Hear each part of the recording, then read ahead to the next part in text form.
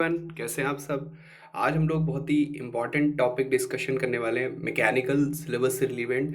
That is जो subject है आपका मटेरियल साइंस, उससे रिलेटेड आज हम लोग इम्पोर्टेंट टॉपिक्स का डिस्कशन करने वाले हैं। तो देखिए ये सब्जेक्ट बहुत ही इंपॉर्टेंट है। लास्ट टाइम जो हम लोगों ने देखा था इसका वेटेज में, तो इसका काफ़ी पूछा गया था एग्जामिनेशन में। जो आपका 2013 का ऑफिशियल पेपर दिया था उनने, या फिर 2016 में जो आपका एग्ज़ाम कंडक्ट हुआ था, तो इसका बहुत बड़ा रोल रहा था। और सिंपल सा इसका ज़्यादा सिलेबस भी नहीं है। अगर आप लोग इसका सिलेबस देखते हैं, एई ने, यूपीपीएससी एई का जो सिलेबस है, तो इसके बहुत ही लिमिटेड टॉपिक्स हैं जहाँ से क्वेश्चंस पूछे गए हैं। ठीक है, तो आप लोग लास्ट तक वीडियो देखिएगा, ये आपके लिए बहुत हेल्पफुल होने वाला है और लास्ट टाइम प्रिपरेशन में आपको एज करेगा।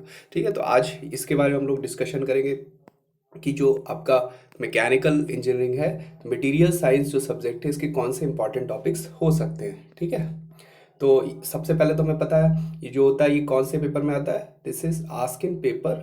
हम लोग सीरीज लेके चल रहे हैं, तो पेपर वन का ही ये सब्जेक्ट है, पेपर वन। ओके, आप लोगों को पता है, तो पेपर वन का सब्जेक्ट है। तो हम लोग देखते हैं कौन से ऐसे टॉपिक्स हैं जहाँ पे आपको फोकस करना चाहिए, जो लास्ट टाइम में आपके लिए हेल्पफुल हो सकते हैं। ठीक है, तो देखिए ये टॉपिक्स आपके सामने खुल चुके हैं। देखिए फिर मैं आपको एक बात कहूँगा, मैं एक्सपेक्टेड टॉपिक्स आपके लिए सजेस्ट कर रहा हूँ, बिकॉज जो आपका एग्जामिनेशन हुआ था इसके हिसाब से एक्सपेक्टेड टॉपिक्स आपके आ सकते हैं। ठीक है, देखिए आपकी स्क्रीन पे खुले हुए हैं।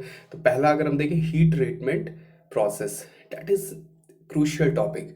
यहाँ पे आपकी जितनी भी हीट ट्रीटमेंट प्रोसेस होती है, चाहे आपका नॉर्मलाइजेशन नॉर्मल चाहे आपका एनलिंग हो, चाहे आपका क्वेंचिंग हो, चाहे आपका टेम्परिंग हो, जितनी भी आपकी हीट ट्रीटमेंट प्रोसेसेस होती है, यहाँ से क्वेश्चंस आपका पूछा था। क्या पूछा था? सिंपल सा आपको डेफिनेशन बेस्ड क्वेश्चन होगा कि इसका क्वेंचिंग का डेफिनेशन क्या है, कहाँ पे से की कूलिंग करी जाती है, कितने टेम्परेचर तक रहता है, कौन से मटेरियल के लिए होता है। तो ये बेसिक्स आपसे पूछ सकता है। ठीक है, और बाकी इसका एप्लीकेशंस कहाँ पे होता है। ठीक है, कहाँ से कौन सी स्ट्रक्चर, जैसे आप लोगों ने टेम्परिंग पढ़ा होगा, टेम्परिंग से क्या होता है, ब्रिटिलनेस रिड्यूस होती है, टफनेस इंप्रूव होती है। तो इस तरह से आपसे बेसिक्स पूछ सकता है। ठीक है, तो आपको बेसिक आइडिया होना चाहिए, डेफिनेशन ज़्यादा डिटेल में नहीं, सिंपल सा बेसिक आइडिया होना चाहिए। ठीक है, हीट ट्रीटमेंट प्रोसेस का। फिर आपका देखिए आर्वन कार आयरन कार्बन टीटीडी डायग्राम। ठीक है, तो ये जो है टॉपिक, ये भी अपने आप में बहुत इंपॉर्टेंट टॉपिक है, क्योंकि देखिए जितनी भी इसमें होते हैं, जितने भी फॉर्म्स करते हैं, चाहे डेल्टा डेल्टा आयरन हो, चाहे अल्फा आयरन हो, चाहे गामा आयरन हो, तो वो किस किस टेम्परेचर पे फॉर्म करते हैं, उनकी स्ट्रक्चर्स क्या क्या होती हैं। ठीक है, उनकी प्रॉपर्टीज़ क्या क्या होती है, तो आपको बेसिक नॉलेज इसके बारे में होनी चाहिए। ठीक है, तो ये भी आपसे पूछा जाता है।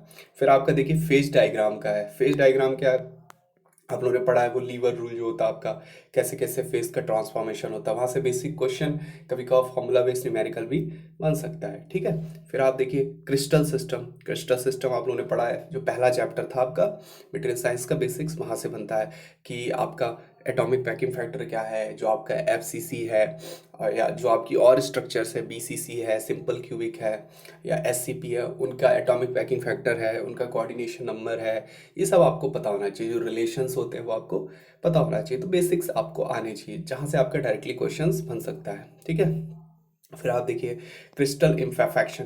कौन कौन से डिफेक्ट्स होते हैं क्रिस्टल में, जैसे कि स्कॉटकी डिफेक्ट है ना, जैसे वाइलूम डिफेक्ट होते हैं, सरफेस डिफेक्ट होते हैं। तो आपको बेसिक आइडिया होना चाहिए कौन से डिफेक्ट किस कैटेगरी में आते हैं, तो वहाँ से क्वेश्चंस पूछ सकता है। बेसिकली जो आपका इंजीनियरिंग सर्विसेज का एग्जामिनेशन हुआ था, है ना, तो वहाँ के आप 2017 से 20 तक के जो पेपर थे मटेरियल साइंस के, है ना, ऑब्जेक्टिव वाले, वो भी आप सॉल्व कर लीजिएगा। कौन से? ईएससी के जो पेपर्स है, कौन सा आपका इंजीनियरिंग सर्विसेज के ईएससी के 2017 से लेके, अगर आपके पास टाइम होता है तो 2017 टू 2020 तक के पेपर्स आप कर सकते हैं। क्योंकि देखिए वहाँ से क्या है, मटेरियल साइंस के क्वेश्चंस हो सकता है प्रोबेबिलिटी सीधे पूछ ले, तो आपके लिए हेल्पफुल हो सकते हैं कि लगभग में सिलेबस वैसा ही जैसा उसका था। ठीक है, इसमें एक और टॉपिक है जो मैं आपको ऐड करके बताना चाहता हूँ। आपका जो मैकेनिकल प्रॉपर्टीज़ है वो भी आपको आनी चाहिए। ठीक है, कौन सा?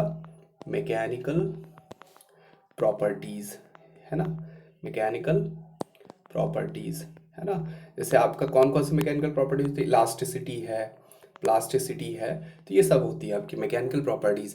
कहाँ पे कौन सी लाई करती, कौन सी मटेरियल के लिए होती है। ठीक है, डक्टिलिटी है, कैसे फॉर्म करता है, या जो भी आपकी मेलेबिलिटी है, सब आपको पता होना चाहिए। डायरेक्टली क्वेश्चन यहाँ से बन सकता है। ठीक है, तो यही था आज आपको बताना मटेरियल साइंस रिगार्डेड।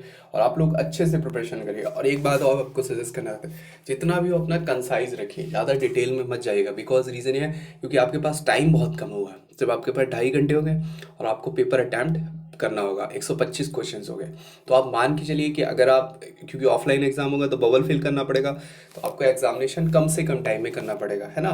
तो आप लोग मान के चलिए कि पेपर ऑलमोस्ट अगर डिफिकल्ट होता सबके लिए, तो आपको फोकस करना है वहाँ पे जहाँ से आप इजीली क्वेश्चंस कर सकते हैं।